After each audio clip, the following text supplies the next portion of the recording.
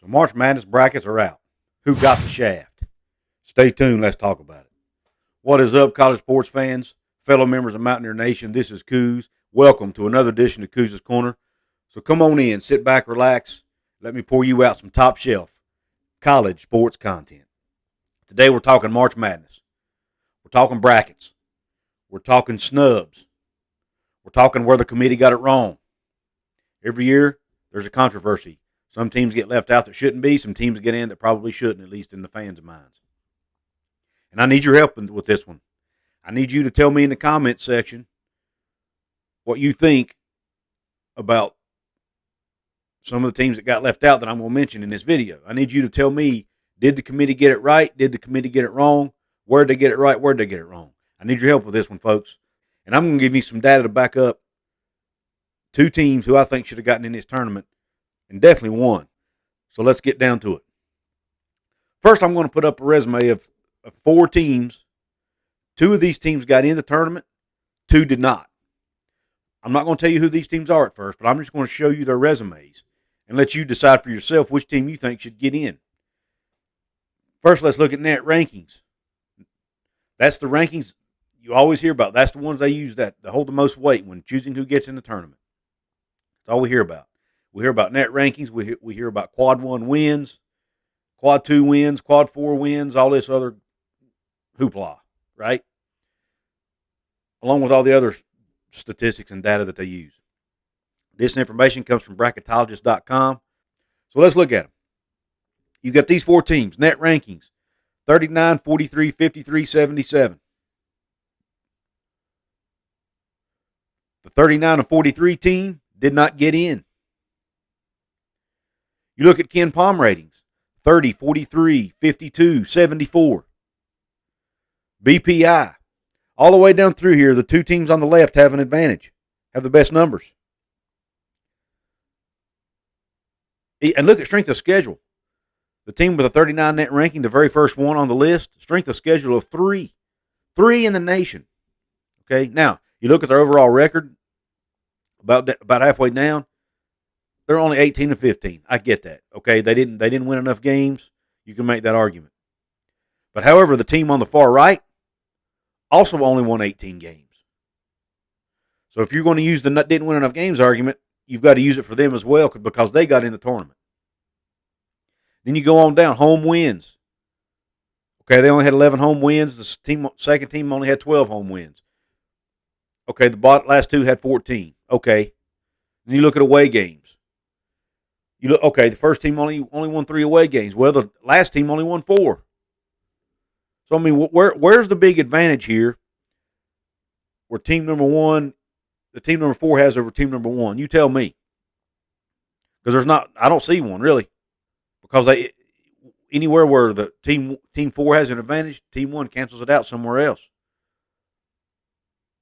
Heck, team 4 had a quad 4 loss. Quad 4 is the worst losses you can have. They had one. The other 3 teams didn't. So I just don't understand where the committee comes up with team 4 getting in over team 1. It doesn't make any sense to me. Who is team 1, you ask? The Oklahoma Sooners from the Big 12. Who's team number 4? The Rutgers Scarlet Knights, who got in the tournament and who's playing Notre Dame in a play-in game. So you explain to me how Oklahoma gets left out and Rutgers does not. It makes absolutely zero sense to me. When you look at the hardcore numbers right here, you can't tell me how Rutgers gets in over Oklahoma. It makes no sense. I don't know their argument. Now, if you're a Rutgers fan out there, or heck, even just a college basketball fan, and you can explain to me how that happened, let me know in the comments because I want to know. All right, let's look at Team 2 and Team 3. Team 2 net rankings, 43 to 53. KenPom, 43 to 52. BPI, 44 to 49. Sagarin, 51 to 54. Go all the way down. Net overall record, 22 and 12 against 21 and 10. Okay, yeah, they lost 2 less games, but they won 1 less game. You look at quad 1 wins. Okay, Team 2 only has 4 quad 1 wins. But wait a minute. Team 3 only has 2 quad 1 wins. You look at strength of schedule. Team 2 has 47th toughest schedule in the country. Team 3, 68th toughest schedule in the country. Team 2 didn't get in the tournament, guys. Team 2 did not get in the tournament. Team 3 did. Explain it to me, somebody. Explain to me how Team 2 gets in, Team 3 don't. You want to know who these teams are? Team 2 is Texas A&M out of the SEC.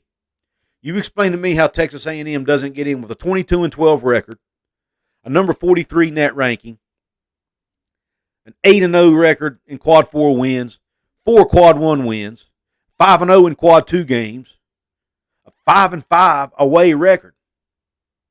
They were 500 on the road. So you explain, and look at their home record, 12-4. Now you explain to me how they don't get in, yet the 3 team, Notre Dame, does. Now, yeah, Notre Dame, I'll give it to them. Their out-of-conference strength of schedule was 25th in the country. That's one area they got in. And, hey, I'll be honest. I actually don't have an issue with Notre Dame getting in. I think Notre Dame deserves to get in based on this resume, but Rutgers does not. So somebody explain to me how Rutgers gets in, not only over Oklahoma, but over Texas A&M. It makes absolutely zero sense to me. There is not one category on here where Rutgers is a better team than Texas A&M. The only advantage Rutgers has over Texas A&M is quad 1 wins. That's it. That's it. Everywhere else, Texas A&M is the best. So is that the only category that matters? If so, then why have all the other ones? I just don't understand the committee's thinking here. I don't understand where they get it that Rutgers should be in over Texas A&M. Heck, Rutgers shouldn't even be in over Oklahoma. But out of all teams, Texas A&M should not have been left out of this bracket. They deserve to get in. They got the shaft. And if I were Texas A&M fans, I'd be raising pure cane about it because it's not right. March Madness time also means it's time to fill out those brackets, and it's time to start placing those bets on these March Madness contests. How do you do that? You go to BetUS.com. You'll get for signing up, you get a $100 bonus on your first deposit and a free entry into their $1 million bracket contest. BetUS will give you $25 in free play just for signing up, so you can go ahead and start playing right now. So click the link above my head right here.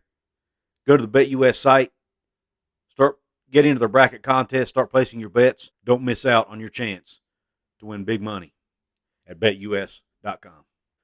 Or if you want to support me for free and aren't interested in gambling, all you got to do, give me that thumbs up on this video if you liked it. Please subscribe if you haven't already so you can get more of this kind of content. I do a lot of college football as well. Probably a lot more college football than I do basketball. But it is March Madness, so I got to give you guys some March Madness content. I appreciate you tuning in, and even though my team sucked this year and didn't make it into March Madness, I've always got to end my videos with Q Country Roads.